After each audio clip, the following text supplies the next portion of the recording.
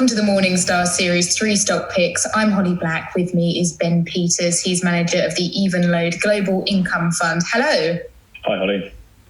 So your focus is on companies that will pay a reliable dividend, something that potentially quite hard to find in the current environment. So which is the first stock you'd like to talk about today? The first stock I'd like to talk about is Nestle, the Swiss consumer goods giant. It's the world's largest food producer.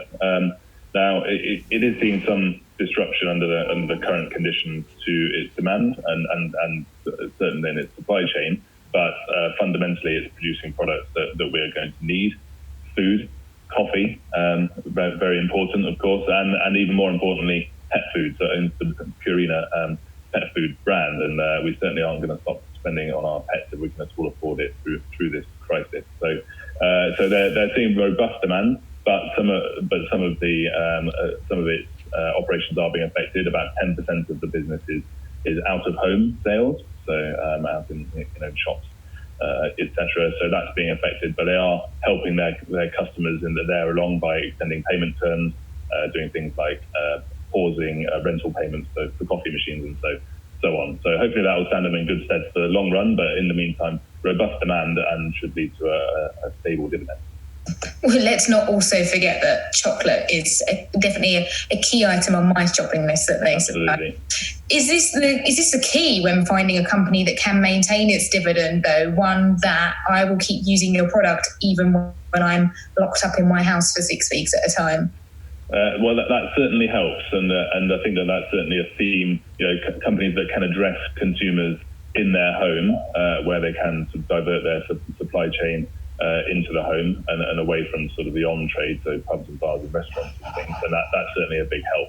Of course, nobody really quite predicted that this crisis was going to evolve in this way, but certainly where you've got companies that can do that helps.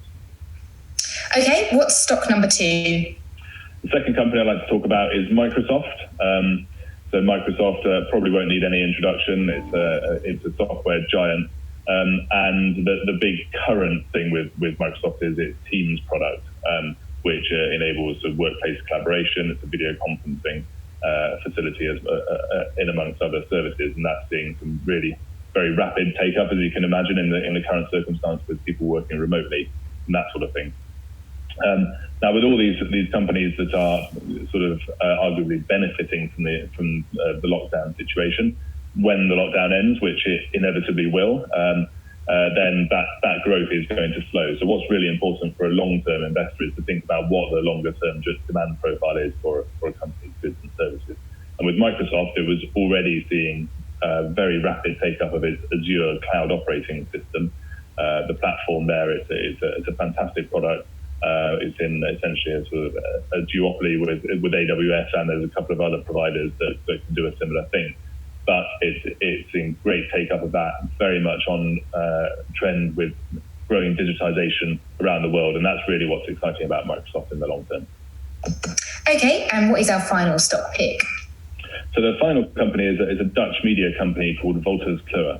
Now, Wolters Kluwer provide information, data, analytics and software to a range of sectors, from healthcare to tax and accountancy and to the legal profession. So it's a largely sort of dematerialized business. It delivers these pieces of software or information digitally. Nearly 80% of the business is digital. It does have a smaller print publishing arm as well, which has been shrinking over the last few years, as you can imagine, with everything moving online.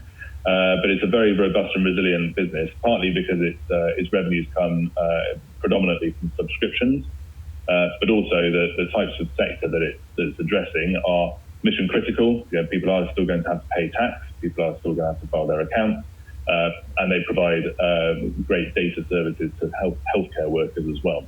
So these are critical industries, and they're servicing them with critical data and software products. So the free cash flow should be very resilient there. There will be inevitably some disruption from the more transactional business, but the free cash flow stream is healthy and should support the dividend. So this is the sort of company that has a very sticky customer base anyway, but I imagine this is kind of a real moment for them to prove themselves to a new band of customers as well. And once they get those on board, that's great for the future as well. Well, I think that with these services, if there's a threat of them being removed, then the people who already use them find that undesirable, and they're very much the last thing to be removed. They're a very small cost, these services, to their customers. But yes, there's possibly the opportunity for getting new customers on board, and particularly on board with cloud-enabled products, and that's been the real drive now. They've gone from sort of print publishing to software, but then they also are making the move from software that's installed on premises into the cloud, and there's an opportunity there too. Well, Ben, thank you so much for your time. And for Morningstar, I'm Holly Black.